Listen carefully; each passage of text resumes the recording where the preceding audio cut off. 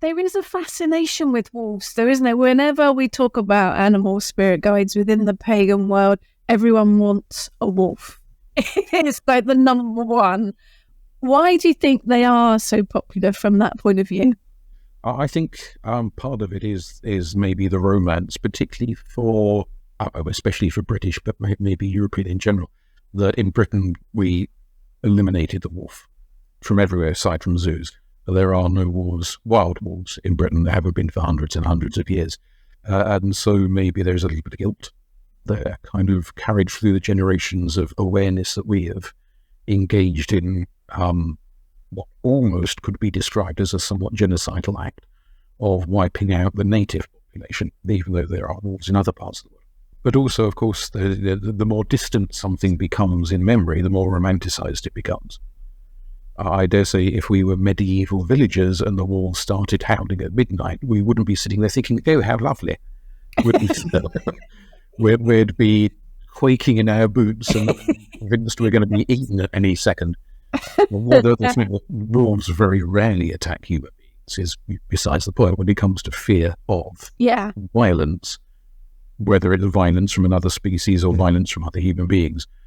Our natural tendency to panic often wildly exaggerates just how much of a risk something is to us in terms of whether it will cause harm. So at the time, particularly pre-electric light, pre-street lights and everything else, people living in rural environments might well have been terrified by the sound of wolves rather than enchanted by them. So that's the slightly Dracula moment where modern-day pagans go, listen to the children of the night. What music they make? A wolf howl is quite a chilling sound, though, isn't it? So beautiful. Going back to the Reading Sanctuary, there was still is a visitor centre, and a yard away is the big sort of pens, these huge, great fenced-in areas where the wolves are kept, and so they will howl to one another, and it really does put your hairs up.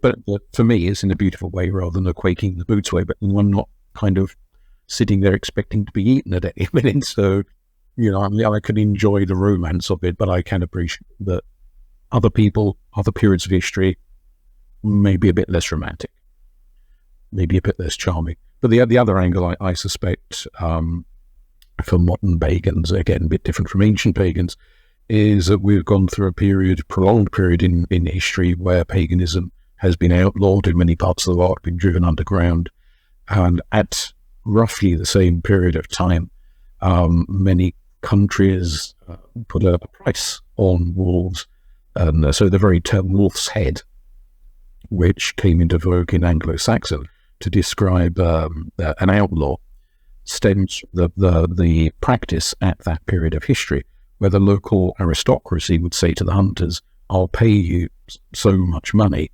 per wolf's head that you can eat. Not necessarily because the wolves were, particular wolf has eaten our sheep, it was just any old wolf, a dead wolf. There's that kind of attitude that the only good wolf is a dead wolf. And so the hunters would bring in a bunch of heads, chuck them on the table, and the duke or earl or baron or whatever he was would pay up per head. In Cromwell's Ireland, for anyone unfamiliar, Cromwell is about as popular as a lead balloon in Ireland because of the dreadful things he did to the Irish. I mean, he really was quite terrible towards the Irish. But he created an area that was, in effect, Protestant, and the Catholics were, who lived in that area, had to keep damn quiet about being Catholic because they were cracked down on. And so many of them would go beyond the area that Cromwell created, beyond the Pale, on a fence.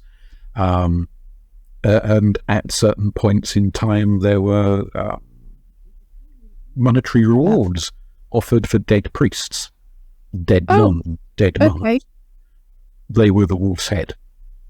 So bringing back the body of a Catholic, particularly a clergy, a kind of, as opposed to laity, had a monetary reward for it. So it's that notion of the wolf's head is the outcast. He is the person hunted. is the person living on the outside of society.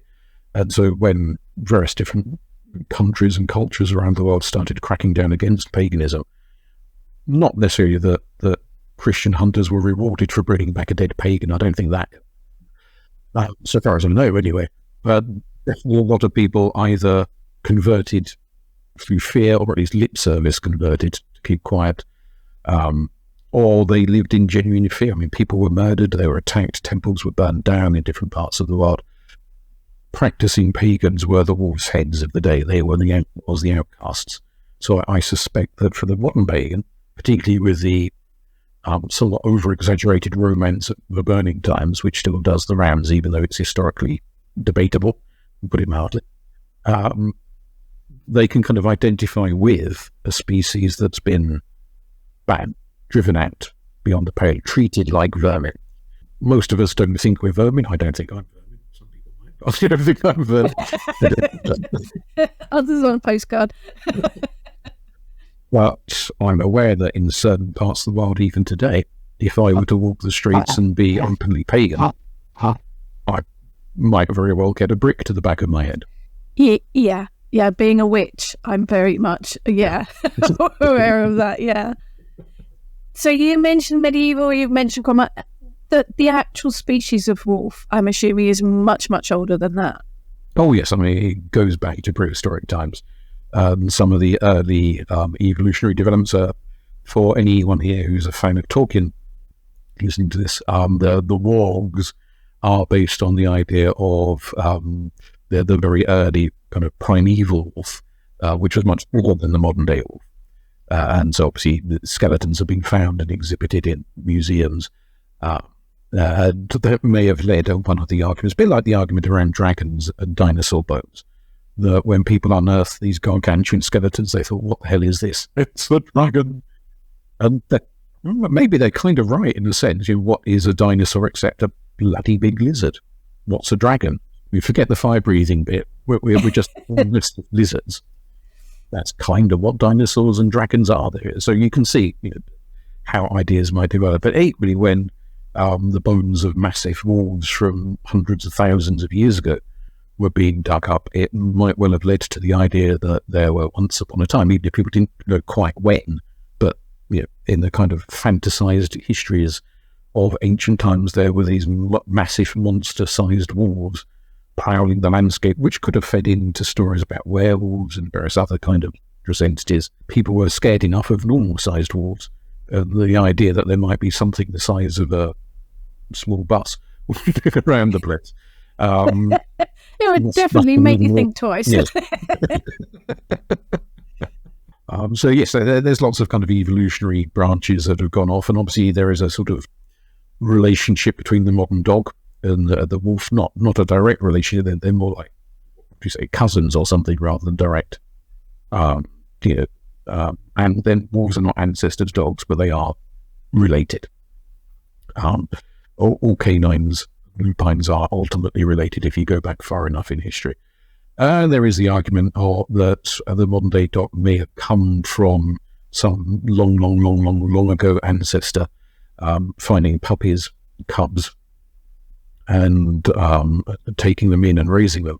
Although there's an equally interesting argument made by a zoologist that it could have been the other way around. The ancient dogs and ancient wolves might have looked at humans and thought, they leave a lot of scraps. One day I think they will have sofas. Yeah, I think that makes more sense that way around. Definitely does. Even my dachshund howls on occasion. So yeah, there's a definite link there.